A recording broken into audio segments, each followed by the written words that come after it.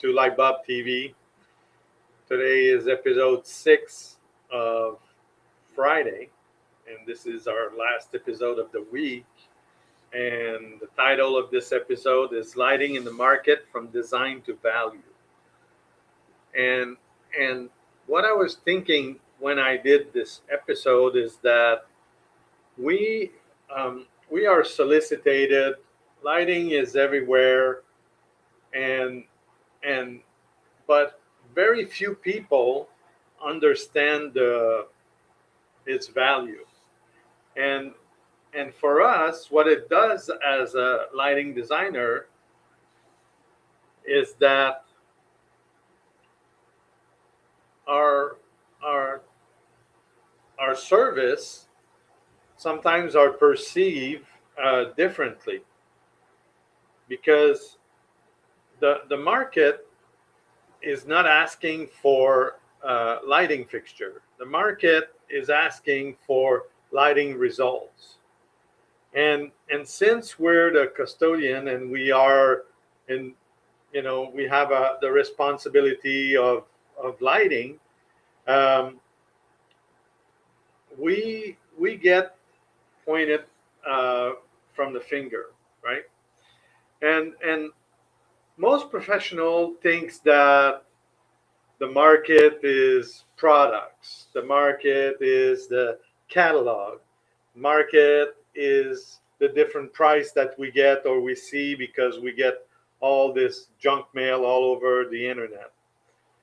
But in reality, the market is driven by the need, not the product.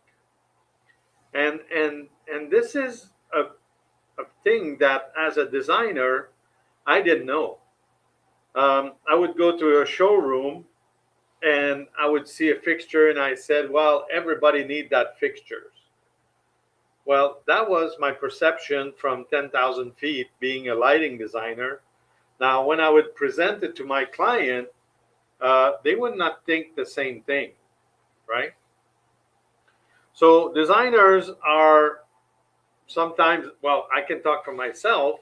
I was disconnected from the market reality.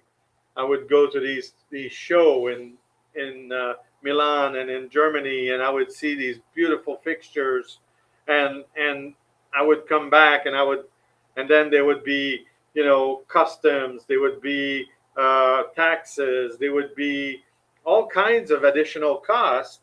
And a fixture that I saw that was affordable in Europe, when I came here, it was totally unaffordable. Doesn't mean that they don't sell, because I did sell after I started to qualify my project and my clients. I didn't have any problem selling high-end fixtures. But at the beginning, I was like, I didn't have any reality on how it was. And also it was difficult for me to communicate clearly what was that fixture function and what problem it would solve. So, if it was just an aesthetical statement, it was, I didn't have the right technique and I didn't know how to do it properly. So over the years, I learned how to communicate. I learned how to talk about it, and I started to embrace and let it go. When we talk about a commercial project, most of the time, uh, it ends up being about a price. So lighting they're going to be sold at cost instead of being positioned at their value. Why? Because the manufacturer wants to have one there, because the client doesn't want to pay, because sometimes it's, we don't know that brand. So there is a tango between the price and the client, and depending how motivated you are and how bad you want that fixtures, and or how bad you want to sell it, you don't want it. there will be all kinds of back and forth, and then if something will happen. Now, manufacturers they push distributor to push availability. So they say, oh yeah, this is available. We have 5 pallets in stock, and then we can deliver it in 3 weeks or in 2 weeks. Now the sales team, what they push is they push the price. Well, I can make you a better deal. I can make you this, and so as a designer, right? We have to understand that in the market, these things are going to happen because both of these people, well, the three of these people are after, and once they are, it's I always say it's they're like I'm trying to find a nice word. Uh, when they know there's a job available, they bite, they don't let go. So what's happening is that the developers on his side, he wants ROI, return on investment. He doesn't really care about anything else, right? The bottom line is the price, because the most margin that he makes, the most money, that profit that he makes. So, the most money that he saved, it's more money that he makes. The architect wants the integration. He wants to have the beautiful project. He wants the picture perfect. He wants everything done. And the client wants an experience. So everyone is talking, but not everyone is talking about the same thing. So we have these void and we have these holes that sometimes are hard to fill because we're not talking the same language. We're not talking the same goals. We're not talking the same concept. And at some point, I very often in my life I saw electrician or installers or come in and offer ridiculous price for equipment, like I was saying earlier, they probably at cost, just so that they would get the order. And then the design would take we talked about this many times. If the product that you specifies are a substitute, and nobody's are evaluating, especially the lighting designer, because the architect can say, well, it's a 24 watt, oh, it's 6 inch, 120 volts, 120 volt. In theory, this looks exactly the same. But in practice, you may have a 24 degree and the other one has a 62 degree or 75 degree or 120 degree. And it's not the same effect at all that you're going to get from the installation. So it is very important to understand and make sure that when you communicate with somebody, you're talking about the same thing, right? So when we think about the market, what is the market really offering, right? Because we look at the market, there's a whole ecosystem that we looked at, and they're not just offering fixtures. They're offering performance. They're offering efficiency. They're offering lighting control. They're offering an experience. Some of them have amazing showroom. You go in there and they have you with all the different controls and the different lights, and they show you. I mean, and also sometimes it's just the brand identity. You're used to a nationwide brand, and that's what you want to work with. That's it, because you may be having an account there. You maybe have bought in the past. You had good service. You had a good salesperson. You got a good delivery. Everything was on time. So all of this, contribute to the market. Like what's the market offering? So the market offer. Now, a lighting fixture is a tool, right? And what's important to understand is that to do the job, you want to have the best tool for the job, not just any tool for any job, because then, somebody is going to get hurt. And in our case, is that our design will not communicate. So so what do where do we start? Like what do we do first, right? So if we focus very clearly on the type of project, right? Is it a hospitality project? Is it a residential project? Is it a retail project? Is it an office project? And my experience, um, at the beginning of my career, I was doing everything. I was doing hospitality, residential, retail, office. I was doing hospital, church, uh, high end boutique. I mean, name it. I was doing it. And what happened is that over time, I realized that some project I was I had a lot of affinity, a lot of reality, and the communication was amazing, and everything was at a very high level. But in some other projects, it was hell. I was losing money. I couldn't get into. I couldn't get with anybody, and every time I was there, I felt like they didn't listen to anything I did, and and and I didn't understand why. And after a while, after a decade, I start to realize that I had a niche and I was really good at it, and doing that and focusing on that also, they was for me a way that I could expand my practice.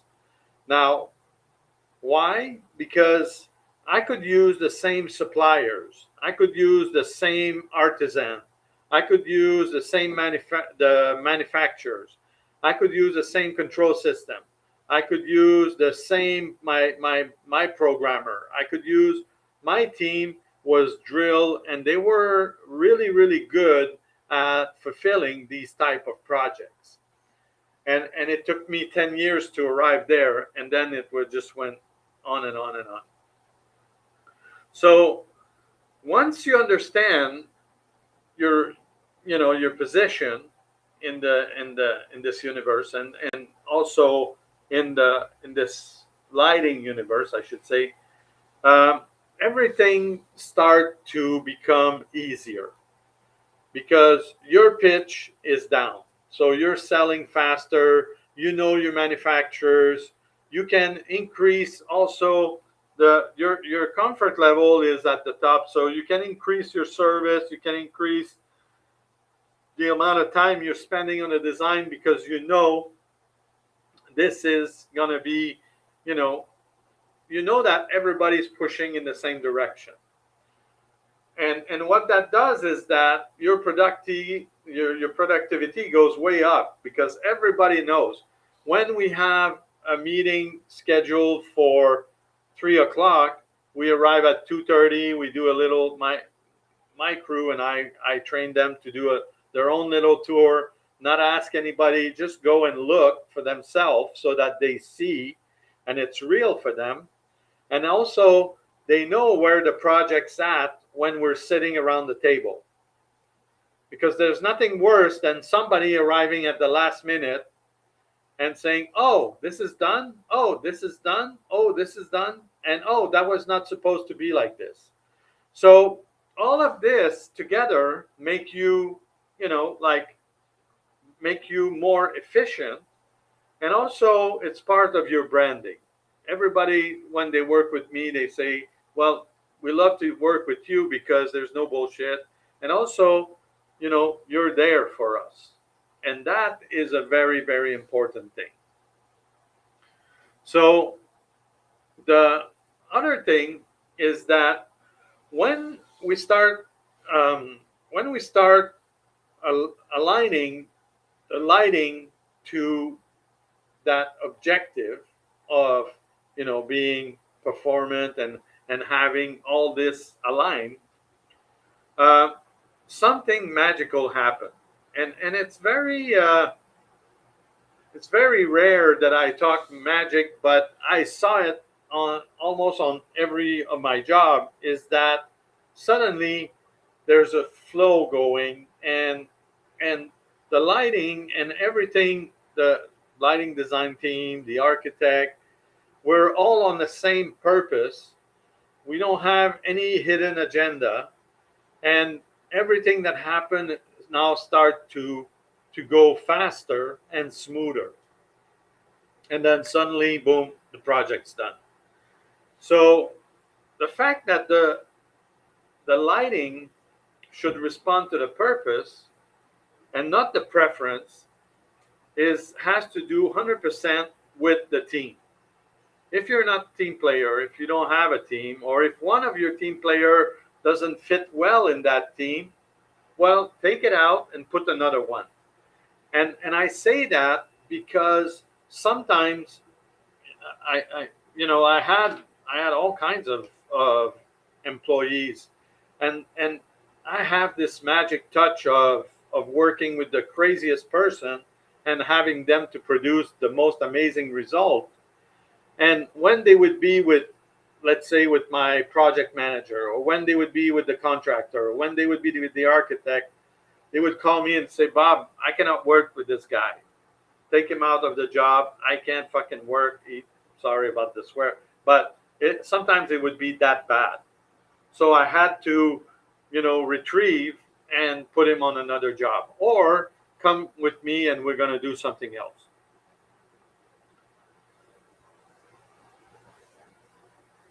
That brings me to uh, one thing that I didn't talk too much about, but um, I think it's one of another of my superpower, because I have a knack for getting the real data, and I have a very high level of observation, and I don't get the data from the catalog. The catalogs are nice. I'm going to read it. I'm going to look at it, but then I look at the real source.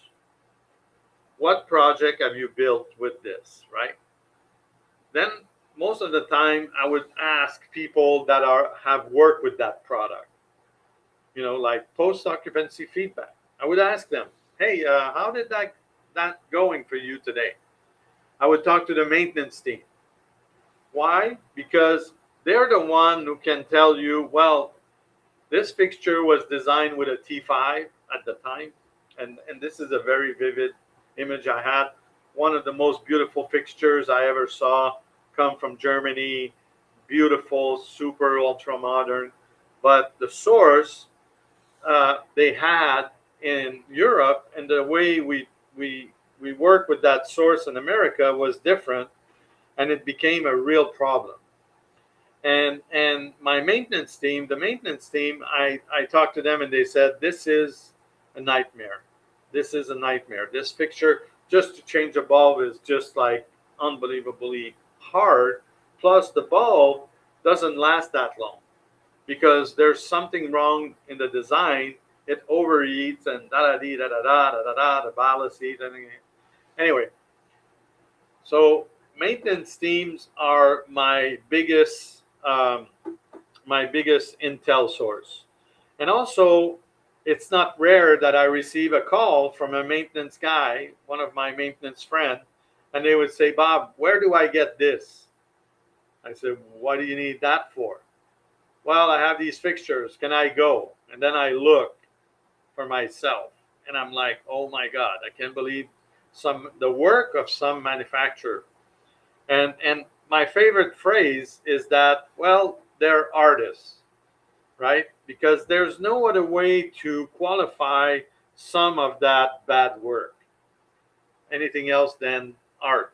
Because as a product, it doesn't fill the list, and you wonder sometimes how they get approved. And then my other indicator uh, will be the facility manager, because they're the one who's calling the maintenance. And when they say, "Oh God, these fixture outside, they always break. Oh, the landscape company is destroying them. They, like the glass always get full of bugs, so we got to go with the ladder, and then the screws are wear out, so now we have to put some self-tapping screw." I mean, facility manager knows the whole story. They'll tell you all the curriculum. And then the last indicator that I look at is when I go to trade show. I ask them, "Oh, do you still do that fixture? Do you still do that?" "Oh, no, we don't do this anymore." And that is a very good indicator, because now you know that this fixture was, not up to par.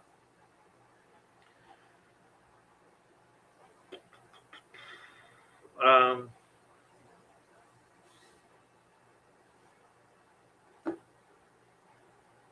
when when um, when I also do my due diligence and I do look, I always try to look where place where people stays in. If there's nobody there, if it's an area where there's no traffic, or for me it doesn't indicate. But when you have people going in and it's a hallway or a very high traffic place, it's a good indicator. The other thing is that um, the area where people feel comfortable, meaning they will stop there, they will pick up their phone, look at their mail, bring their laptop, work. These areas are also a good reconnaissance a reconnaissance place for me, because I will look what attracted them. Sometimes there's no other place around, so they will be there. You look at the lighting; it's really bad, and you can suggest something better in your design. But by knowing what people are comfortable, the area that they're comfortable, that gives you intel that that it's helped. And also, the last thing that I look is that when I talk to my installers and I work as an electrician, I always look how easy is the installation. Because the installation, if it fails early, that means that it's not an easy place. Example, I was telling you the lampposts. They were in the middle of a garden. They didn't want to see the base of the light, so they put the base of the light flat with the ground. They put the grass, and they had the post coming up. Unfortunately, all the chemicals that's used in the ground and on the fertilizer and all of that, the manufacturer never accounted for that, and the posts started to deteriorate at the base, and then they start failing. So again, the the most important data I think you got from this, from anywhere, it's comes from after the installation. Because I mean, yes, we're gonna get some data during the installation, but after, when everything is there, dude, sorry, um, the the real data, and people will be more than happy to communicate with you. So, as a lighting designer today, where do you learn all this stuff, right? Because yes, we have online learning. Yesterday, I was on another website. and is very affordable. You can start learning lighting online and but you need to also have some practical. And when I was looking at the training, I think third 70% was online and 30% was in class. So 30% in class means that you are getting a very, very little hands on your training and on your learning. So where do you compensate? When I did my master, I had the privilege to be at in New York, and in New York, there's tons of lighting design office. So I was very privileged to go there and visit and see how it worked and what they were doing and what kind of project, and talk with many lighting designers. And we also had, during 2 year master degree, we had probably 4 visits to different manufacturers with the school. By myself, I visit probably 3 dozen. Why? Because while I was not in class, I would take my time and travel and go visit a manufacturer. Now, we have access to a lot of industry webinar, and webinar is online, and it's very limited, but you have the opportunity sometimes to ask the right question. Another thing that I like to look at is some case study, because case study for me uh, gives me some mass and give me some idea of how I can apply certain technology or certain product on that specific project, right? I would recommend to you, and I always say this to all my students, when you go to school, it's like you get pay TV, right? You get the cable. Uh, then, if you join an association, a professional association, it's like now you have the Disney Channel. And if you go to mastermind and master class, then you have HBO special events. So your training depends 100% on you. That your boss is paying for it, that your school included in their curriculum, that your yourself think that this is enough. It's never enough. And the more you push, the more you push yourself, and the more you learn, the more you want to learn, because now you open that box of creative stuff and beautiful and mystery, and your network is expanding, and then people start to inviting you to forum, to colloq, to different events, and then you start to be in the know. If you don't do that, unfortunately, uh, you know, and um, there's nothing that equal your personal experience.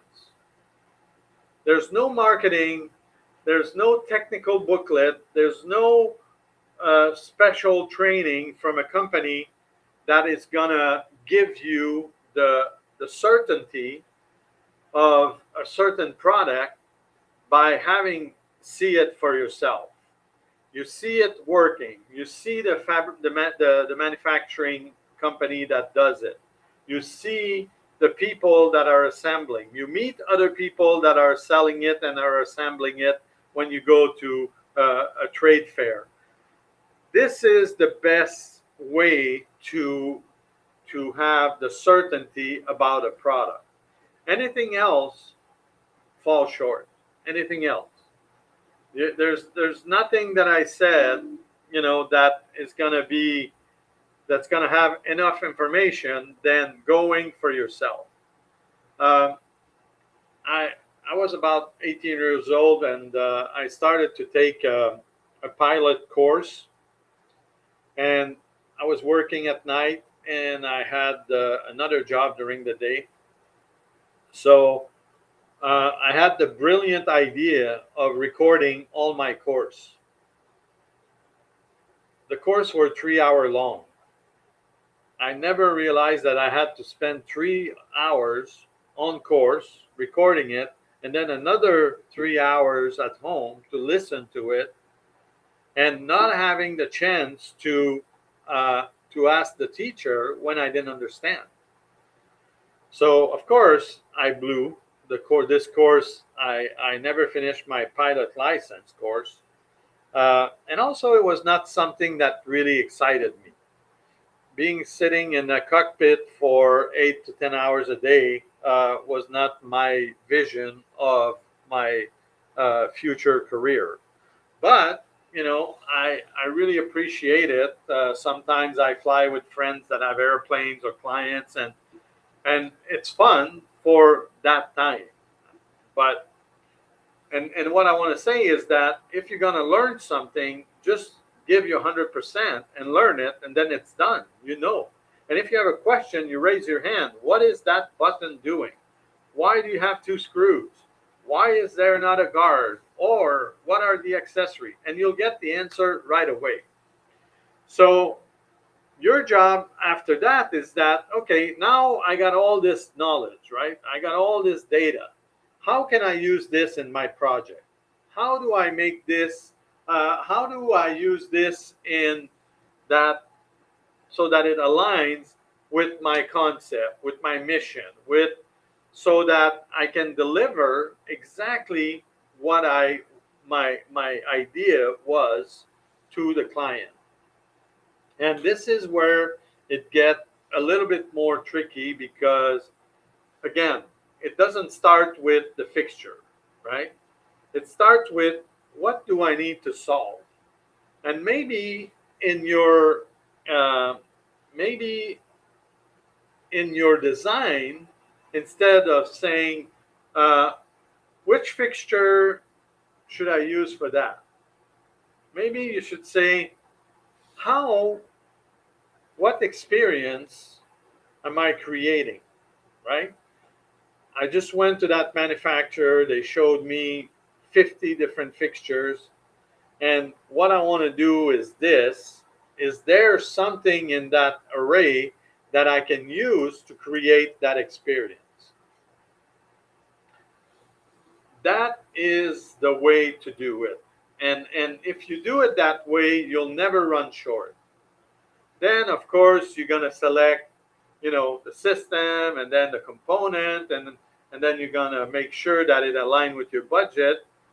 And this is how you will look like somebody that does magic, because somehow from your concept to the reality, you work within that budget, you work without that spectrum, you deliver what you were supposed to deliver, right?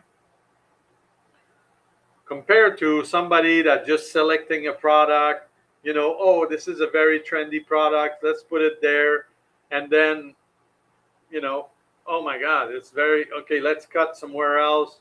And then the lighting, you look at you. I mean, I see this all the time.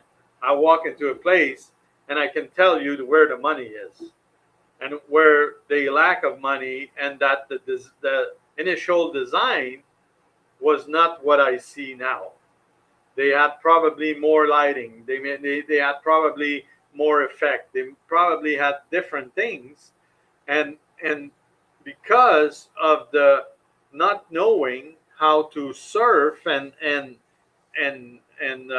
swim around this water, they got cut in. They got cut in, locked in on a product, and then done, right? Because their budget was blown. There's another thing that I that makes me think that I have to talk to you about is that um, what I like to do with my job is that some of my clients are very eccentric and they have ideas and they have demand and they have needed and wanted above and beyond what we're doing. And what I came up with is that those are outside the contract. So if I have $100,000 lighting budget, and the client wants to buy these three $25,000 fixtures, well, they're not part of my budget. That's his budget. That's outside the contract.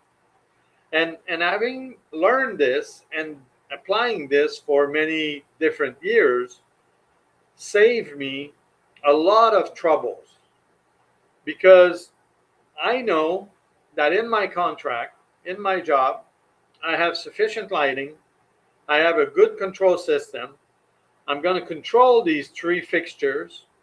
Whatever effect they're doing, I don't care, because I can compensate with the rest of my design.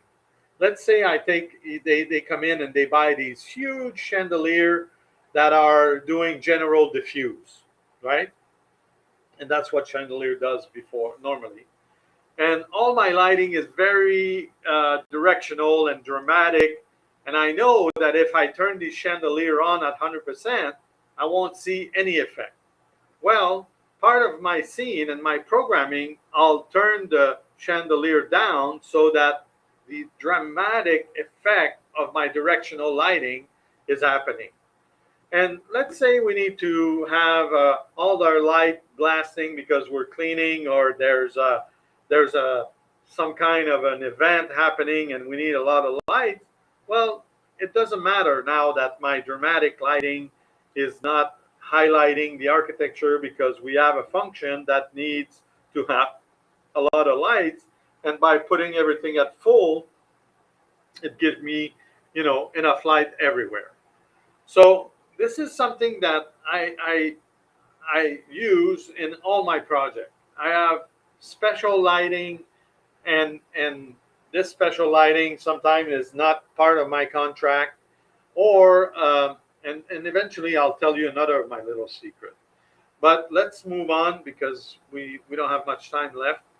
So now the impact we're creating by doing this is that, first of all, we have an impact on the property value. We have also an impact on the brand. Let's say you work for a hotel, you work for a restaurant chain. The user experience is at the top, right? And if you did your job properly, the operational costs are very low, because you use a control system, you use fixtures that are reliable, you use fixtures that don't need much maintenance.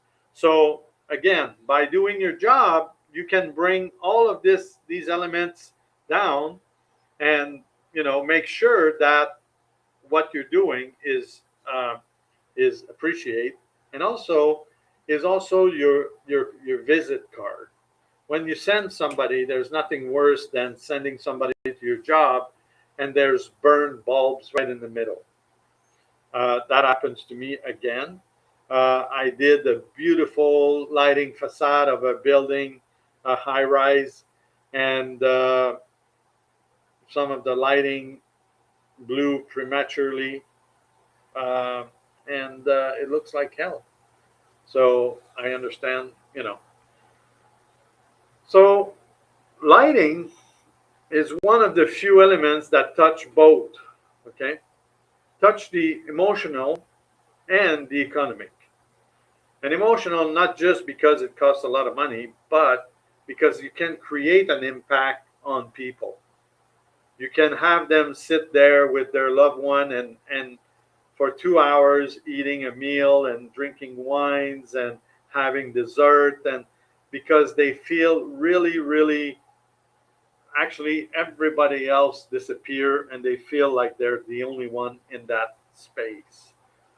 And the economic part is, if you do your job properly and if you take care of your clients, you know, you'll get called again and again and again, and then it will become a drill, meaning that the client will know, that there will be a budget for all the hardware and the lighting design, and then part of them that you're going to ask for a budget for their special stuff. Sometimes they don't have special, so you know. So that's about it for today. I want to talk to you about my next the next 3 weeks. I designed a special show because I had many requests uh, on circadian lighting, and I decided I would attempt to introduce it into my system of, you know, the source and the fixture manufacturing. So every day I'll have a different angle at different level because I'm planning to do it for a couple weeks.